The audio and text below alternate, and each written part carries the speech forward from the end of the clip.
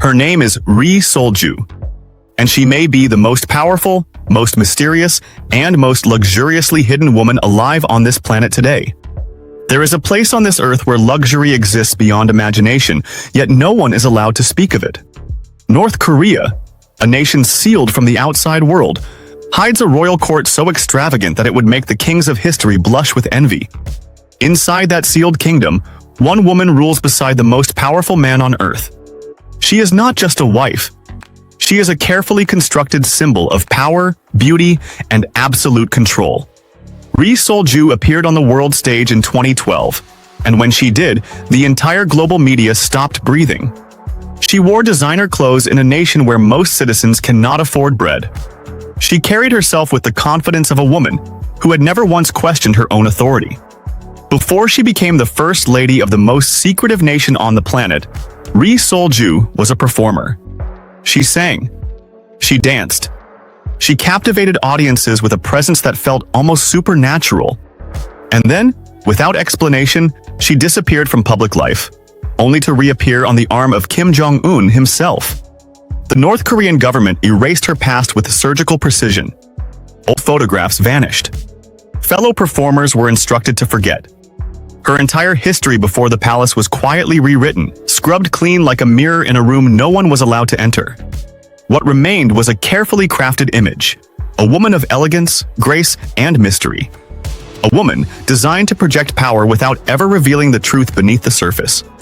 When Ri Sol-ju stepped into the life of Kim Jong Un, she did not simply enter a marriage. She entered one of the most extraordinary private empires the modern world has ever concealed. The Kim family controls an estimated fortune that intelligence agencies believe reaches into the trillions when accounting for stolen assets, state wealth, and hidden offshore accounts. And she had full access to every single dollar of it. The palaces where she lives are not simply large homes. They are architectural monuments to absolute power spread across the mountains and coastlines of North Korea. Heated indoor swimming pools, private cinemas, banquet halls lined with imported Italian marble, these are not rumors. These are confirmed by defectors who once served inside those walls.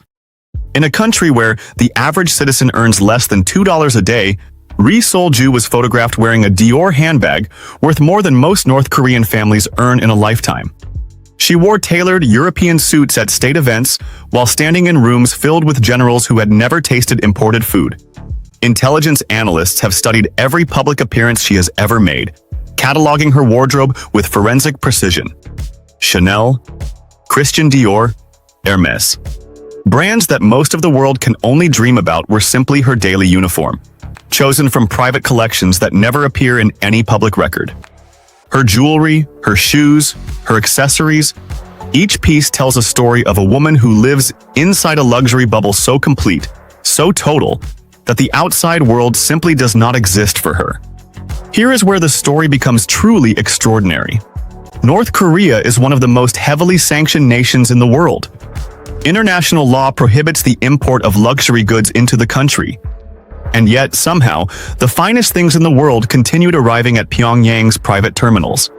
Swiss watches, French wines, Japanese seafood flown in fresh within hours of being caught, Italian fashion, German automobiles. All of it flowing through shadow networks, secret ports, and diplomatic channels that bypassed every sanction ever written. Kim Jong Un personally spent an estimated $30 million per year importing luxury goods even during the nation's worst famines.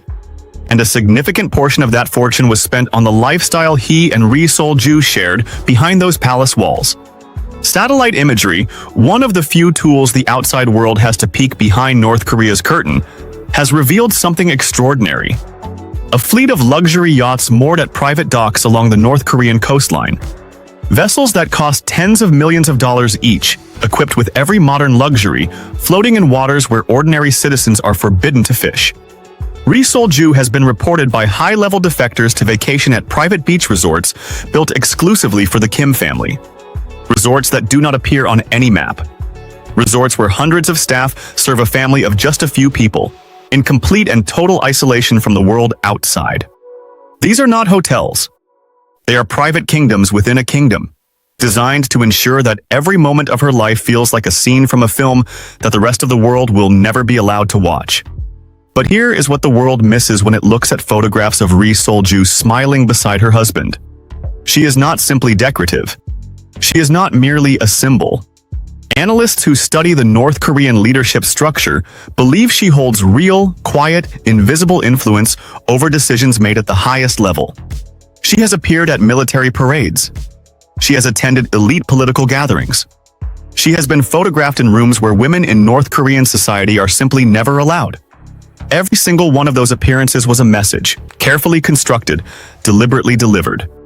In a system built entirely on performance and symbolism, Ri Sol-ju is one of the most deliberate performers of them all. Every expression, every gesture, every outfit, all of it is communication. And she speaks this language with absolute fluency. And yet, beneath the designer clothes and the palace walls and the state-controlled image, there is a human story that is impossible to ignore. She is a mother. She has children who will inherit one of the most extraordinary and dangerous thrones in human history. What does she tell them at night? What does she believe about the world outside those palace walls? Does she ever stand at a window and wonder about the millions of people living in darkness just beyond the borders of her gilded world? These are questions that will never be answered. Because in this story, silence is the most powerful weapon of all. And Ri Sol-ju has mastered silence the way other women master language. There's a version of this story that is simply about wealth, about yachts and Dior bags and marble floors in private cinemas. And that version is extraordinary enough on its own. But the deeper version of this story is about something more unsettling.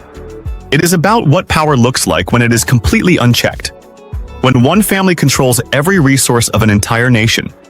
When luxury becomes not just a lifestyle, but a statement of absolute domination over an entire people. Ri Sol-ju did not build this system, but she lives at its absolute center. And in doing so, she has become one of the most fascinating, most complex, and most mysterious women of the 21st century. The world will continue watching. Satellites will continue circling. Analysts will continue studying every photograph, every frame of state television footage, every carefully chosen accessory she wears to a military ceremony.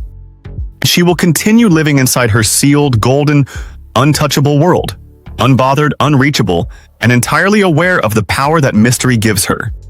Because in the end, the most valuable luxury of all is not a Dior handbag or a private yacht or a palace carved into a mountainside. The most valuable luxury in the world is the one thing that Ri Sol-ju has perfected above everything else. The luxury of never being truly known.